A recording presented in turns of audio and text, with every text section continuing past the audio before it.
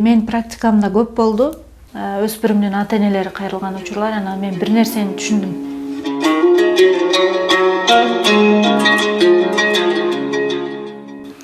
Бул жерде жалгыз ата-эне, жалгыз окуучу же жалгыз мугалим бул маселени чече албайт экен. Жапырт кылыш керек экен муну. Себеби мугалим жалгыз кийлигишсе анын алы жетпейт экен, ата-эненин да алы жетпейт.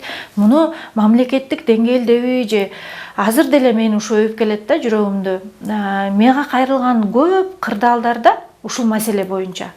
Же ата-энелер тырбалаңдап атат, мугалим кайдыгер, же мугалим тырбалаңдап атат, завуч директорлор кайдыгер. Ушундай. Же болбосо өспүрүмдөрдүн дагы ушу буллингке чогуу күрөшүшүбүз керек. Сен айтсаң стукач болуп калбайсың. Сен айтмайынча бул нерсе өзгөрбөйт дегенди сиңиришибиз керек окшойт да. Анткени өспүрүмдөр канчалык деңгээлде мен айтсам бул жаман эмес, мен ачык айтышым керек деген нерсеге жеткенде анан буллинг менен күрөшүп алат окшойбуз деген өзүмдүн жеке жыйынтыгыма келдим да.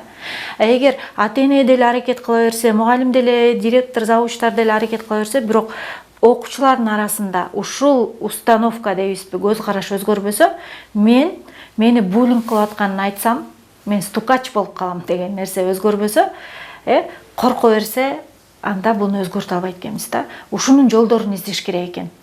Кибербуллинг бул интернет аркылуу кыйын болгондор да. Бул чыныгы жашоодо кыйын боло албай интернетке чыгып, тырмакчанын ичинде оорулуу адамдар деп эле айтсак болот. Кибербуллинг кылган адамдар, булар дарыланыш керек кадимкидей эле.